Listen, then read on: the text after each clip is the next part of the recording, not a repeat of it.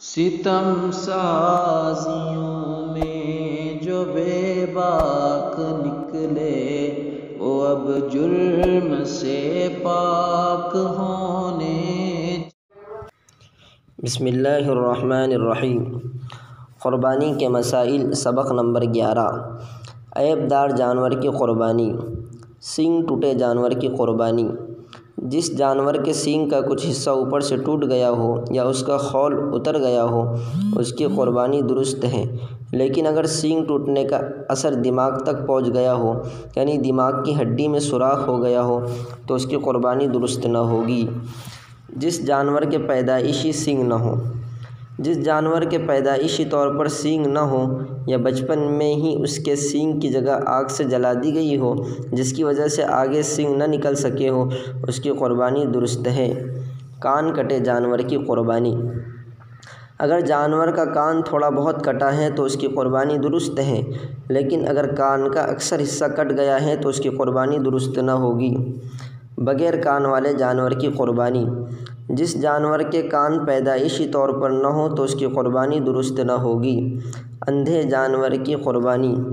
جس جانور کی آنکھ کی بینائی بالکل یا اکثر چلی گئی ہو تو اس کی قربانی درست نہ ہوگی۔ پوپلے جانور کی قربانی۔ جس جانور کے دانت بالکل نہ ہوں یا اکثر ٹوٹ چکے ہوں تو اس کی قربانی درست نہیں ہے، اور جس کے 2-4 دانت ٹوٹے ہو کہ اسے چارہ کھانے میں زیادہ دشواری نہ ہوتی ہو تو اس کی قربانی میں کچھ حرج نہیں ہے۔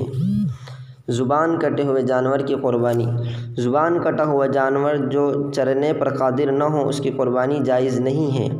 دم کٹے جانور کی قربانی۔ اگر دم کا اکثر حصہ کٹا ہو تو ایسے جانور کی قربانی جائز نہیں ہے، اور اگر معمولی حصہ کٹا ہے تو اس کی قربانی درست ہے۔ بغیر دم والے جانور کی قربانی۔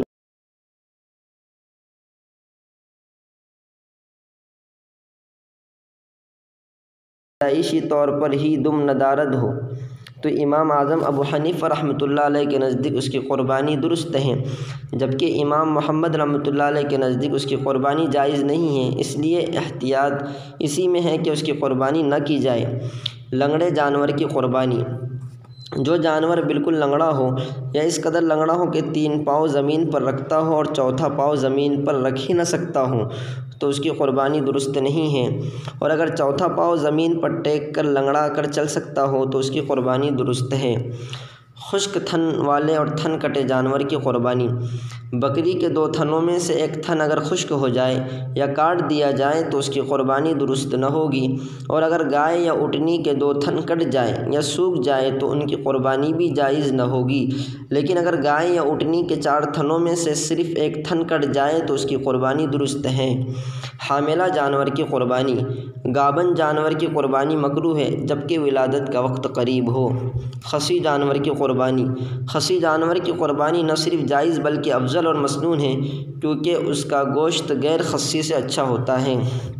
خنثی جانور کی قربانی۔ خنثی جانور جس کے بارے میں پتہ ہی نہ چل سکے کہ وہ نر ہے یا مادہ کی قربانی درست نہیں ہے۔ نجاست خور جانور کی قربانی۔ جو جانور صرف گندگی اور غلاظت کھاتا ہو، دیگر چارہ نہ کھاتا ہو، اس کی قربانی درست نہیں ہے۔ جنگلی جانور کی قربانی۔ وحشی اور جنگلی جانوروں کی قربانی جائز نہیں ہے۔ قربانی کا جانور خریدنے کے بعد عیب دار ہو گیا۔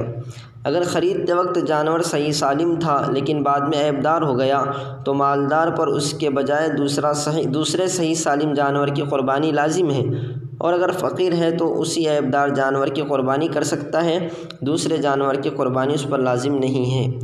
قربانی کے وقت جانور عیب دار ہو گیا۔